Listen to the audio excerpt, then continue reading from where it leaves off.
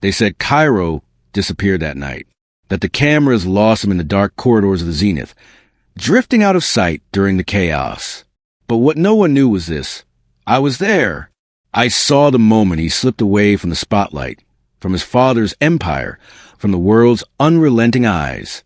And I followed, not because it was my duty as security, but because something in his gaze demanded it. That night, in the orbiting halls above Earth, weightless and untouchable, Kairo's disappearance didn't destroy me. It bound me to him forever. The Zenith shimmered above Earth, a cathedral of glass and steel suspended in orbit. Inside, the air thrummed with whispers of wealth and rivalry. Art installations floated between us, delicate sculptures twisting in slow, impossible arcs, as if mocking gravity itself. Everyone was watching everyone. That's what made it dangerous. That's what made it thrilling. And Kairo knew it. He floated through the gallery in his silver suit. Every move calculated elegance. The air of a dynasty, his smile was a weapon, his silence an even sharper blade. But beneath the polish, I saw the cracks. Enemies in public. Something far more dangerous in private. I wasn't supposed to look at him this long. My role was surveillance, watching the rival delegation, scanning for threats, keeping my team in sync. But my gaze kept drifting. His hand brushed the railing to steady himself, and for a second, his eyes flicked to mine across the gallery. It wasn't a glance. It was an invitation. And God help me, I moved. One look, and I knew I was already breaking every rule that kept me safe. The art gala was designed to impress and intimidate. Pieces floated inches from your face before drifting away into darkness. Guests in magnetic boots walked slowly, deliberately, as if choreographing a silent play. But what no one accounted for was the way silence amplified desire. Every whisper carried. Every touch lingered longer than it should. I caught up with Kairo near the observation dome, an enormous panel of glass that revealed Earth below, blue and glowing. He didn't turn. He didn't need to. You shouldn't be here, he murmured, his voice low, dangerous. When your enemy whispers, you either listen or fall. I'm working, I answered. My earpiece buzzed with orders, but I ignored them. My pulse drowned everything else out. You're always working. His tone was a mix of mockery and exhaustion. Then, softer, tell me, do you ever stop? The art installation beside us rotated slowly, glowing spheres chasing each other in endless orbit. Kairo reached out, steadying one with a fingertip, and then his other hand drifted toward me. He caught the edge of my uniform sleeve, barely holding on. In 0G, even the smallest touch tethered us together. The moment he touched me, I wasn't his rival. I was his gravity. I should have pulled back. I should have reported him. Instead, I let him reel me closer, like a secret he couldn't afford to drop. Kairo, I whispered, my voice sharp with warning and want. His eyes, dark, calculating, always watching, softened.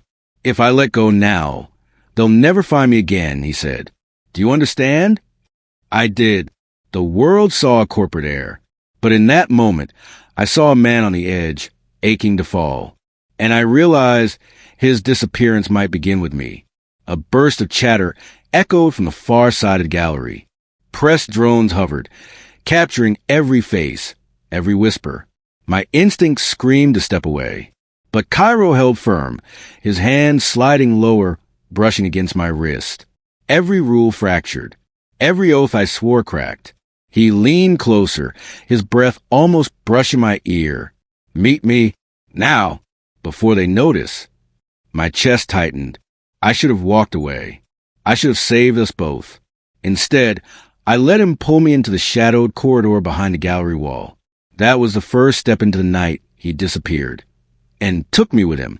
The service hallway was darker, emptier, the hum of the station louder here. We drifted past crates tethered to walls, our boots clicking softly against magnetic strips. My hand brushed his as we steadied ourselves, and for once, neither of us pulled away. We reached a junction where the lights flickered. He stopped, turned, looked at me as if I was the only thing in orbit. Do you want to know the truth? He asked. My throat was dry. Always. And then it happened. His hand pressed firmly against my hip, deliberate, searing to the fabric of my uniform.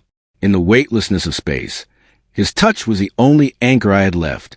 His hand lingered on my hip, the heat of it impossible in the cold, recycled air. Every nerve screamed to move, to react. But in zero gravity, reactions carried you further than intentions. My breath hitched. His gaze held mine. "Kairo," I whispered, sharp and ragged. "This is insane." "Exactly," he murmured. His lips curled into a dangerous half-smile, one only I could see. "Do you want me to stop?"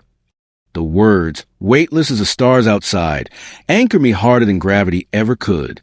Sometimes the most dangerous answer is silence. And I gave him exactly that.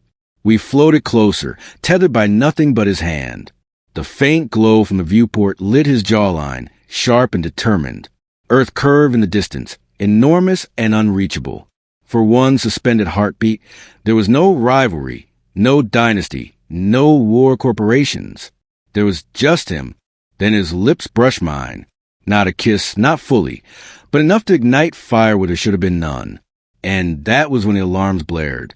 We had seconds of stolen fire, before the entire station threatened to burn it down.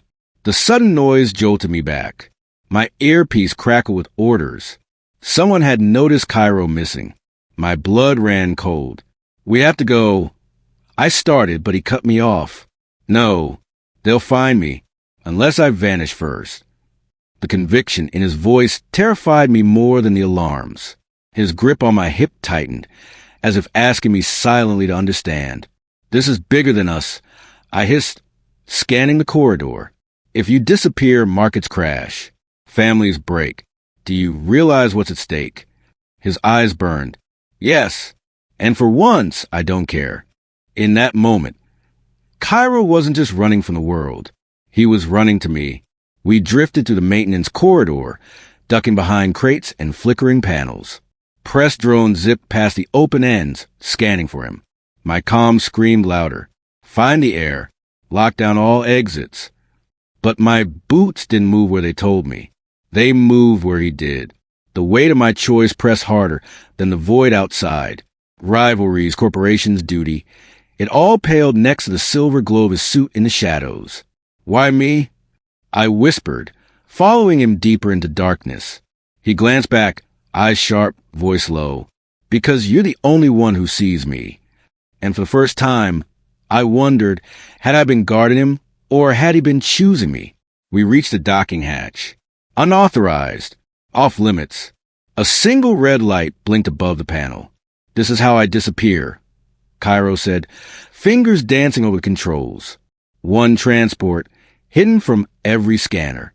If I step through this door, I'm no longer theirs." I grabbed his wrist, pulling him back. The zero-G made it feel more like a dance than a fight. "If you vanish now, you destroy everything." He leaned close, so close his forehead nearly touched mine. "Then let me destroy it.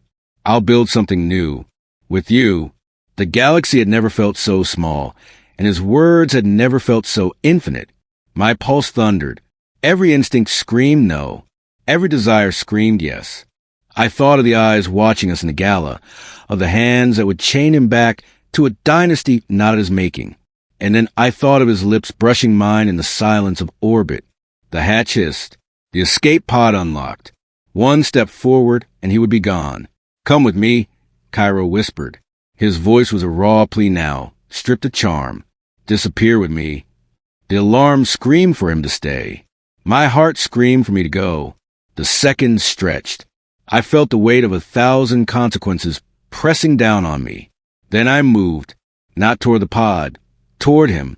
I kissed him, harder than I should have, longer than the station could allow. When I pulled away, my decision was carved into me. "Go," I said. "I'll cover you." His eyes widened. His hand lingered one last time on my face, tender where everything else was chaos. Then he stepped into the pod. The hatch sealed. And just like that, Kairo disappeared into the stars. The alarms shifted. My earpiece filled with confusion, shouting static. They hadn't found him. They wouldn't. I leaned against the cold wall of the hatch, my chest heaving. To the world, he had vanished. To them, he was lost. But to me, He was unforgettable. And that night, the disappearance that changed everything was not as alone. It was mine too, because the moment he left, part of me went with him. They said Kairo disappeared that night. But the truth? I was the one who was never the same again.